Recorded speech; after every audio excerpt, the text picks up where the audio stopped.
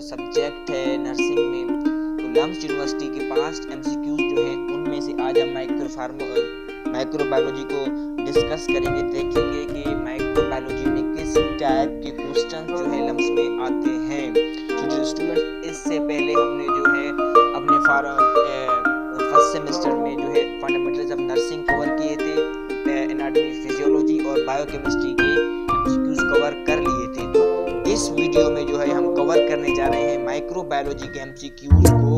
Microbiology में किस तरह के एमसीक्यूज जो है वो आते हैं, ठीक है जी स्टूडेंट्स। माइक्रोबायोलॉजी में ज्यादातर एमसीक्यूज रिपीट नहीं होते, दूसरे सब्जेक्ट्स में ज्यादा रिपीट होते हैं, ठीक है।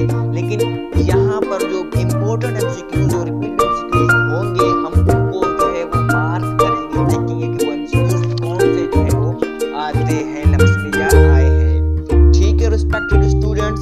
सो चलते हैं अपने पहले क्वेश्चन की तरफ कि पहला क्वेश्चन हमारा क्या है। सो डियर स्टूडेंट्स, हमारा क्वेश्चन नंबर 1 है कि the study of अलजी is called. ये सबको भी पता होगा कि अलजी के हवाले से स्टडी की जाती है तो उसको क्या कहते हैं स्टूडेंट्स, उसको कहते हैं फाइकोलॉजी। क्या कहते हैं गाइस? फाइकोलॉजी। इसका राइट आंसर है, ठीक है। क्वेश्चन नंबर 2 है हमारे पास, which one of the following is not true about bacteria।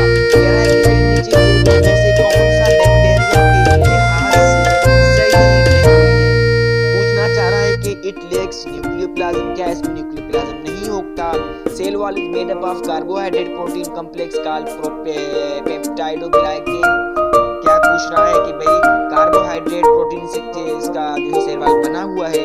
Is multicellular, contain both pathogenic and free living species. तो इसका राइट आंसर हमारे पास क्या है कि इट इज मल्टीसेल्यूलर। तो बैक्टीरिया जो होता है वो यूनिसेलुलर होता है, बैक्टीरिया सिंगल सेल का बना होता है, बाकी सब उसमें होते हैं। लेकिन वो ऑप्शन नंबर जो सी है हमारे पास, ये यहाँ पर राइट आंसर है क्योंकि मल्टीसेल्यूलर नहीं होता बैक्टीरिया, बैक्टीरिया जो होता है वो यूनिसेलुलर होता है। By the way question number 3 है हमारे पास students, the microorganisms which can grow both in the presence and absence of molecular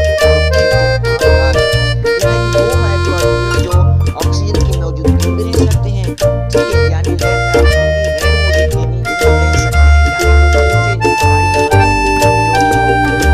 ज्यादातर बुलंदियां हैं वहां पर जो ऑर्गेनिज्म रह सकते हैं वो नीचे जमीन पर भी रह सकते हैं।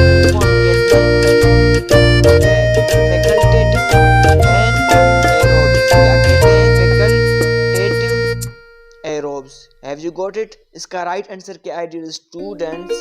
Option number B, facultative aerobes. उसके बाद एमसीक्यूज है हमारे पास, which part of bacteria is responsible for locomotion। ये सबको पता ही होगा, फर्स्ट यूनिट में पढ़ के आए हैं कि बैक्टीरिया में जो हरकत करती है, मूवमेंट करती है, आगे की तरफ बढ़ती है, वो किस चीज की वजह से है? तो वो है फ्लैजिला की वजह से। किस वजह से डियर स्टूडेंट्स? फ्लैजिला की वजह से। Have you got it respected students? इसका राइट आंसर हमारे पास क्या है? फ्लैजिला, ठीक है। तो राइट आंसर इसका क्या है? अच्छा, उसके बाद एमसीक्यूज है हमारे पास स्टूडेंट्स क्वेश्चन नंबर 4 पर, which part of the bacteria is responsible for locomotion। ये वही है फ्लैजिला। क्वेश्चन नंबर 5 हमारे पास, dash is the fragment of extra chromosomal DNA segment which contains different genes for resistance to antibiotic is in bacteria। उसको हम क्या कहते हैं students? उसको हम कहते हैं प्लाज्मिड। ठीक है स्टूडेंट्स, क्या कहते हैं स्टूडेंट्स? उसको प्लाज्मिड कहते हैं। इसका राइट आंसर हमारे पास प्लाज्मिड। अच्छा, उसके बाद है which one of the following is true about exotoxins। पूछना चाह रहा है कि भाई कौन सा जो है एक्सोटॉक्सिन्स के हवाले से सही है, यानी कौन एक्सोटॉक्सिन्स है? It is released by bacteria से। Is heat labile? ऑब्वियसली सही है। Is released mostly from gram positive as well as gram negative bacteria? बिल्कुल सही है। तो इसका राइट आंसर हमारे पास क्या है कि भाई सारे सही है, यानी all of the above.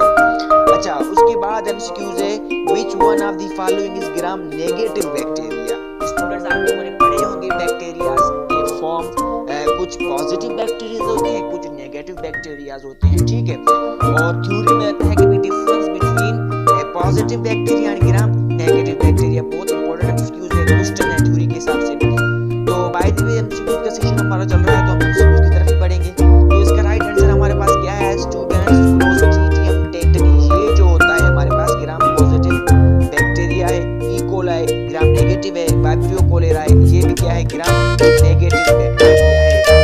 Clostridium tetani होता है स्टूडेंट्स हमारे पास वो होता है ग्राम पॉजिटिव बैक्टीरिया जो क्या कराता है?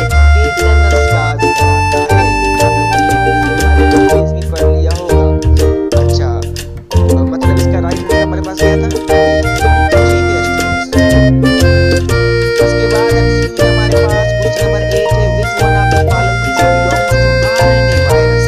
कह रहा है कि नीचे दिए गए में से कौन सा जो है वो आरएनए वायरस से बिलोंग करता है। कुछ होते हैं डीएनए वायरसेस वाले, कुछ होते हैं आरएनए वायरस वाले। तो इसका राइट आंसर हमारे पास क्या है डियर स्टूडेंट्स कि भाई पोलियो वायरस जो होता है ये भी मेरे ख्याल में आरएनए वायरस होता है, ठीक है। एचआईवी भी आरएनए वायरस में ही आता है आई थिंक, जी बिल्कुल। उसके बाद है हमारे पास कौन सा ऑप्शन है? रेब्डो वायरसेस, ये भी आरएनए वायरसेस हैं। तो इसका मतलब ये है कि सारे ही जो है वो आरएनए वायरसेस में आते हैं, ठीक है जी स्टूडेंट। इसका राइट आंसर क्या है? All of the. उसके बाद क्वेश्चन नंबर 9 है हमारे पास कि भाई giardiasis also known as beaver fever is caused by a micro organism belongs to. कह रहा है कि भाई गार्डियासिस एक डिसऑर्डर है जो इंटेस्टाइन्स में होता है, ठीक है। वो कह रहा है कि भाई उसको हम बीवर फीवर भी कहते हैं। ये किस माइक्रो ऑर्गेनिज्म की वजह से होता है?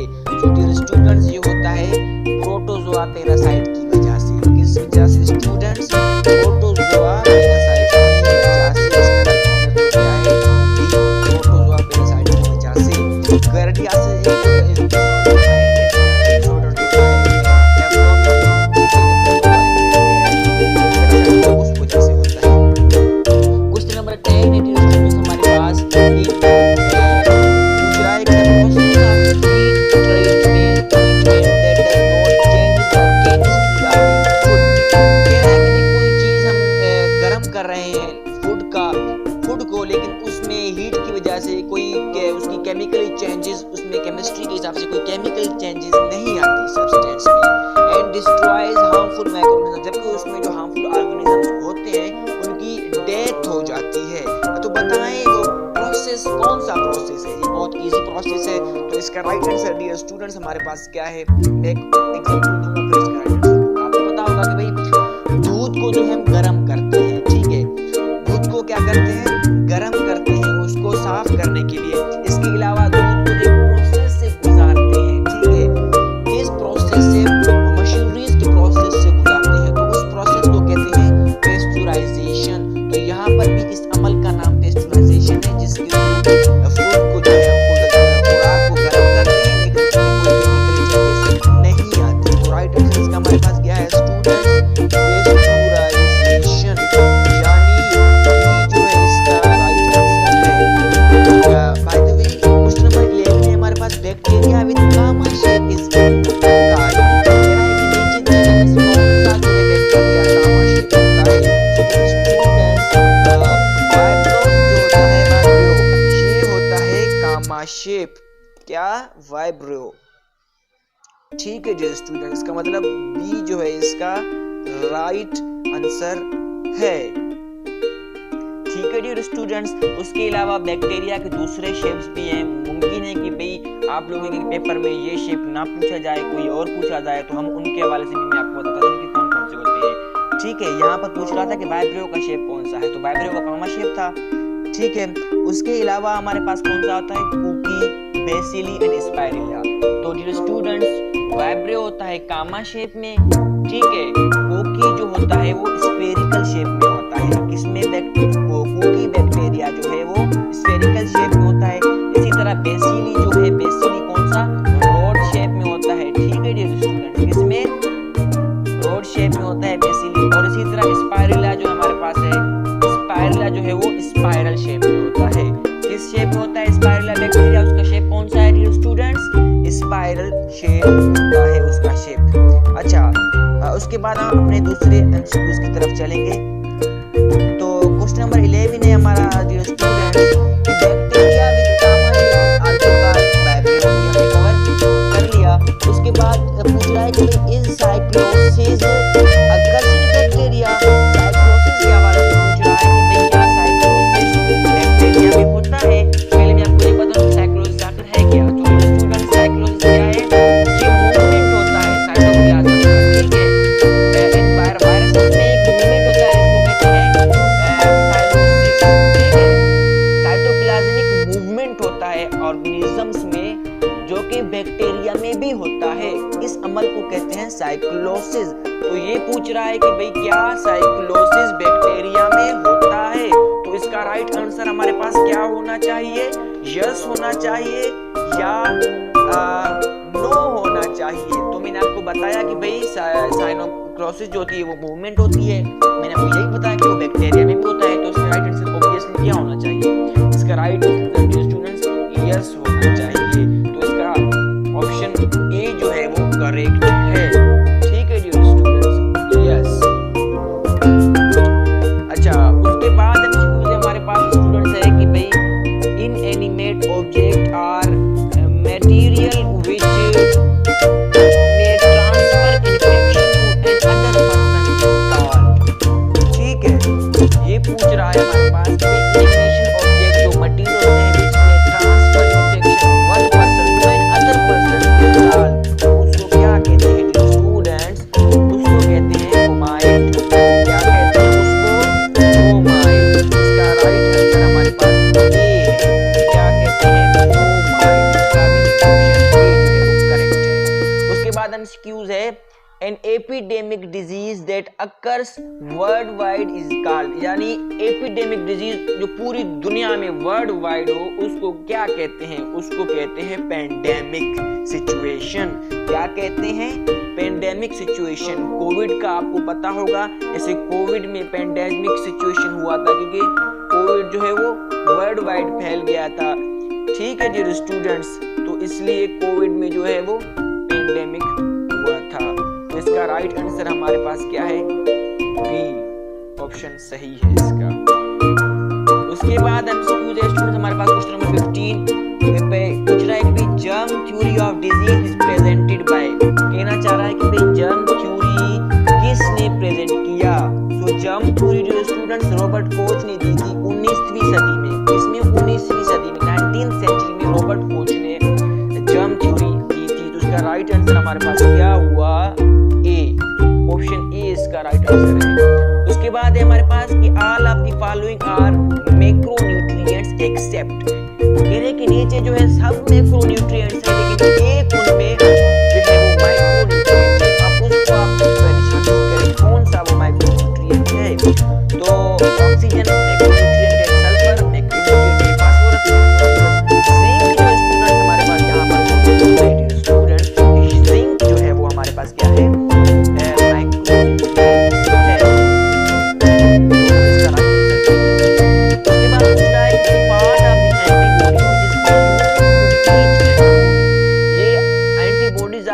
पढ़े होंगे, ठीक है। कितने थे? 5। कौन कौन से? IgG, IgE, IgM, IgD, IgA, ठीक है। इन एंटीबॉडीज को आप जो है अच्छे तरीके से पढ़कर जाएं, ये एंटीबॉडीज पेपर में आएंगे, ठीक है डियर स्टूडेंट्स।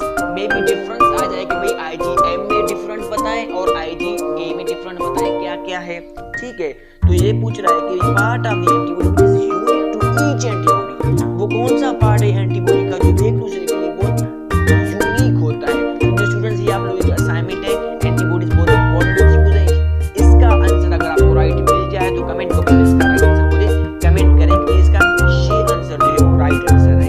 इसके अलावा यही आपको मैं कुछ और एमसीक्यू बताता चलूं एंटीबॉडीज के इतिहास के हवाले से।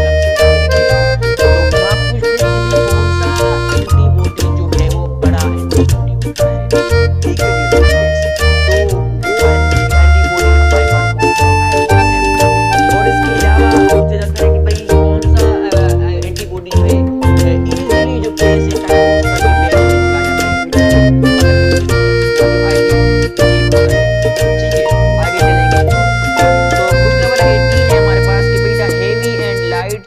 Of antibodies is bound to each other bye.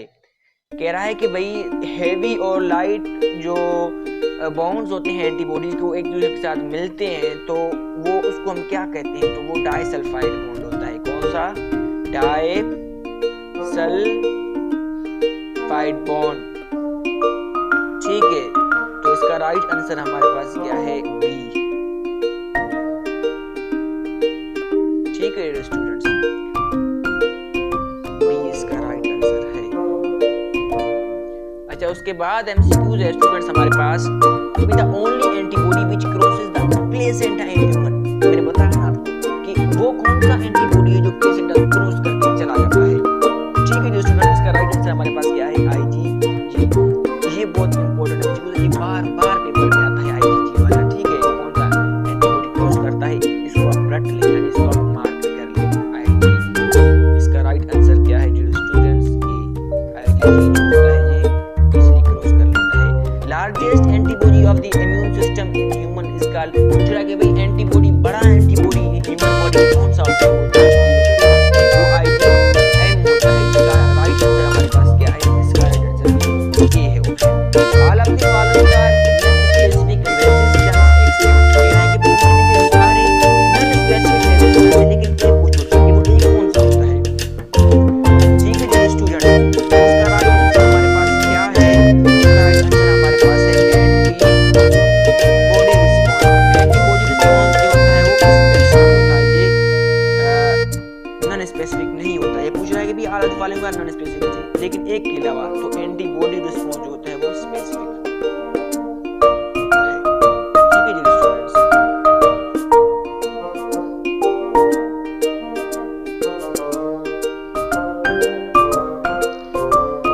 उसके बाद क्वेश्चन नंबर 22 हमारे पास है a nursing student is studying the body's response to an allergen which one of the following immunoglobulin is released during an allergic response.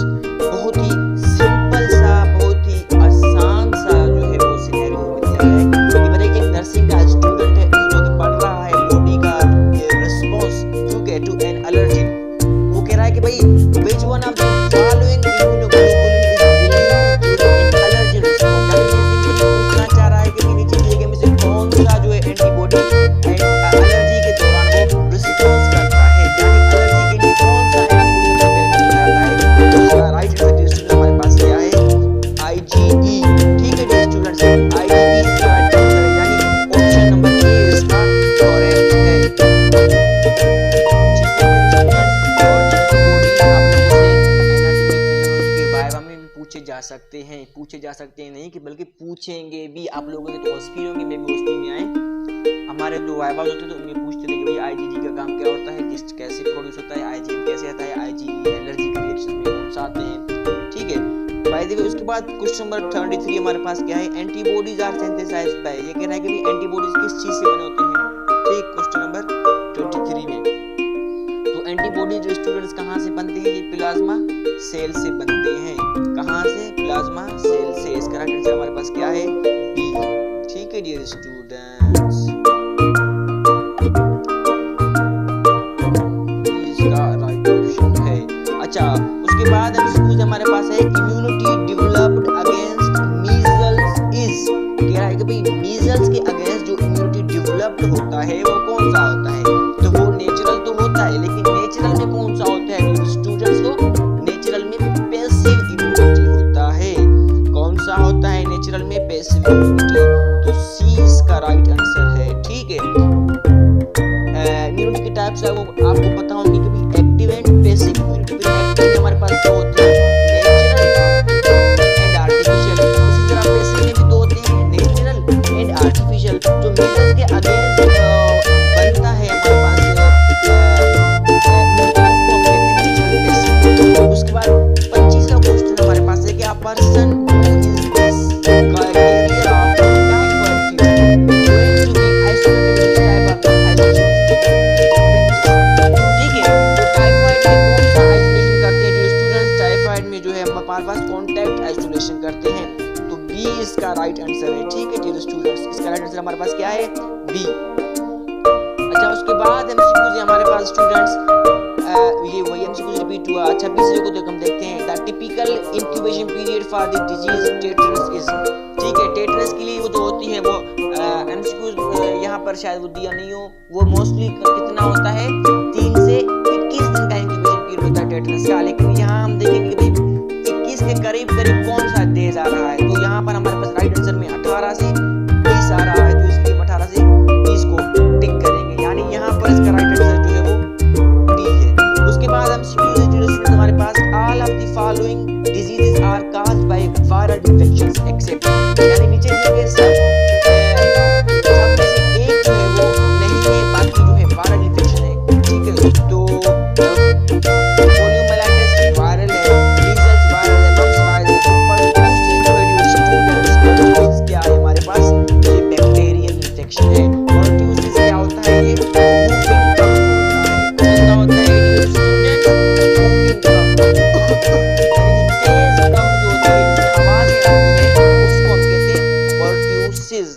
ठीक है respected students.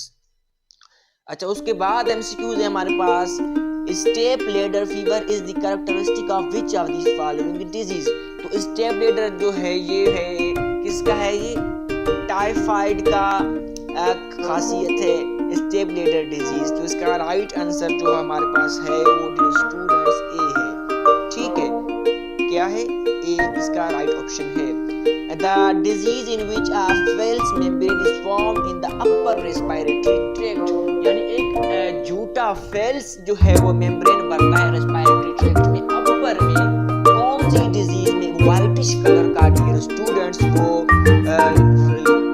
Membrane होता है, वो मैंने खुद अपनी आंखों से देखा है हॉस्पिटल में, ठीक है, क्लिनिकल्स के दौरान एक पेशेंट थी फीमेल, ठीक है, थर्ड साइड की, तो उसको क्या हुआ था कि एक डिजीज था, तो उसकी जो हमने माउथ को खोल के देखा तो उसमें एक फेल्स लेयर बनी हुई थी व्हाइट कलर की, और नीचे उसका जो गर्दन जो है स्वेल होता है यानी सूजा हुआ था, तो हमने देखी उसको बता दिया कि भाई एक दूसरे को ये वाली बीमारी है, तो बीमारी कौन सी थी वो स्टूडेंट, वो डिप्थीरिया, क्या है डिप्थीरिया, इसका राइट आंसर हमारे पास क्या है ए, ठीक है, डिप्थीरिया, डिप्थीरिया में क्या होता है फेल्स लेयर हो जाती है,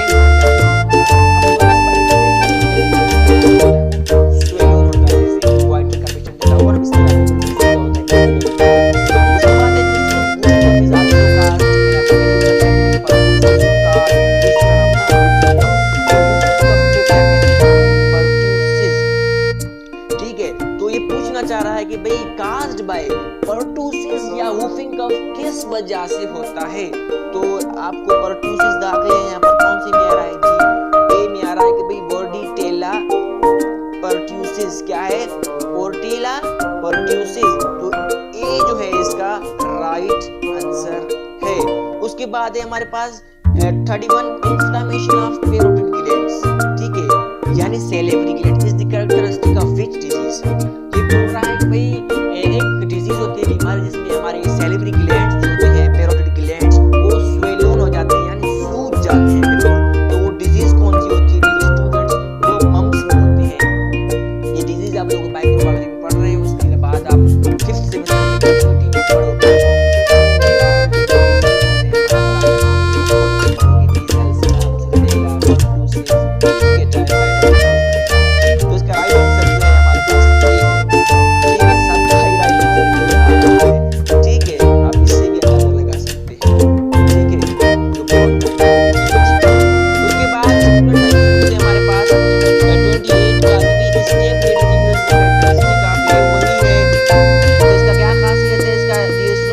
हमारे पास टाइफाइड का।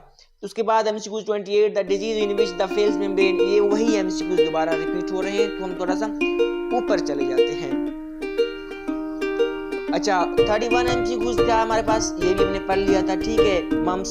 उसके बाद एमसीक्यूज था हमारे पास 32 है कि भाई the incubation period for influenza virus, influenza virus आप लोगों ने सुना होगा, जुकाम, ये पूछना चाह रहा है कि भाई इन्फ्लुएंजा वायरस का क्या होता है, इन्फ्लुएंजा वायरस का वो क्या कहते हैं इसको इंक्यूबेशन पीरियड, तो वो डियर स्टूडेंट्स वो तकरीबन होती है 1 से लेकर के 4 दिन, कितना होता है डियर स्टूडेंट्स 1 से लेकर 4, यहाँ पर इसका राइट आंसर क्या है डियर स्टूडेंट्स ए।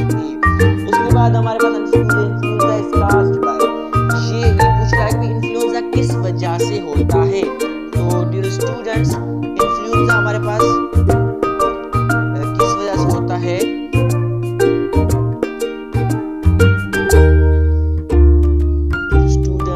राइट आंसर इसका हमारे पास क्या है?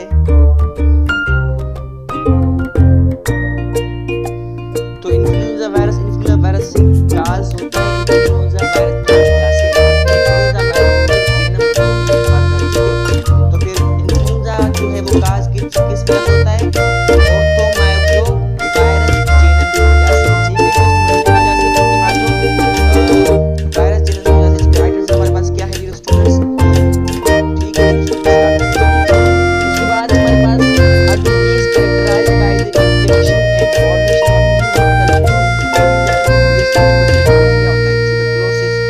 तो इसका राइट आंसर हमारे पास क्या है स्टूडेंट्स? ये ट्यूबरक्यूलोसिस।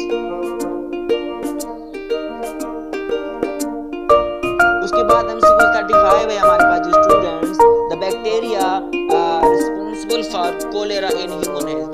इससे पहले मैं आपको बताता हूं स्टूडेंट्स, अगर MCQs आपको समझ में आ रहे हैं, लेक्चर्स आपको समझ में आ रहे हैं तो काइंडली मिस्टर सनाउ लेक्चर्स को सब्सक्राइब करना ना भूलिए, लाइक एंड शेयर भी जरूर कीजिए। ठीक है जो स्टूडेंट्स, मुझे बहुत खुशी हुई जो आज स्टूडेंट मुझे कॉल कर रहे थे और मैसेजेस कर रहे थे कि सर आपने जो MCQs फंडामेंटल ऑफ नर्सिंग के अपलोड किए थे उनमें से बहुत सारे MCQs जो है पेपर में आए थे। स्टूडेंट्स सारे MCQs पेपर में आए थे। अभी रिसर्च का पेपर जो बना था आज फंडामेंटल नर्सिंग का, उसमें 25 MCQs थे जो उन MCQs में से। ठीक है तो हाल ही में आप सब्सक्राइब भी करें, लाइक एंड शेयर भी करें ताकि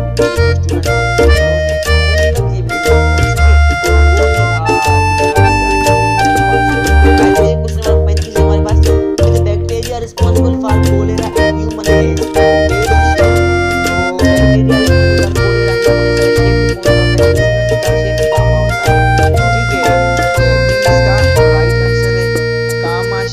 ठीक है, उसके बाद है हमारे पास 36 which one of the following is not suitable for fastidious organism। ठीक है, ये भी आप लोगों के लिए एक असाइनमेंट है। इसका भी राइट आंसर आप मुझे खुद ढूंढ करके कमेंट बॉक्स में कमेंट करें, क्योंकि आपको अभी तो पता चले कि आप इन चीजों में इंटरेस्ट ले रहे हैं या नहीं ले रहे हैं। उसके बाद 37 हमारे पास the first method to control the growth of microbial growth. तो वो हमारे पास कौन सा होता है डियर स्टूडेंट्स? डेसिमल रेडियस क्या होता है? डेसिमल तो नहीं होता, वो थर्मल होता है। थर्मल यहाँ पर ऑप्शन नहीं है, केमिकल और फिजिकल है, थर्मल का नहीं है। तो इसका राइट आंसर इस क्वेश्चन के हिसाब से इसका राइट आंसर हमारे पास क्या होना चाहिए? डी होना चाहिए। क्यों?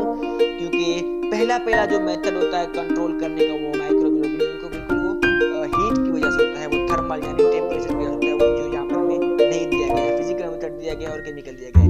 तो इसके बाद हमारे पास क्या है? इसके बाद the time required to reduce population by 10-fold at a given temperature, तो उसको हम कहते हैं भाई डेसिमल रिडक्शन। क्या कहते हैं डियर स्टूडेंट्स? उसको हम कहते हैं डेसिमल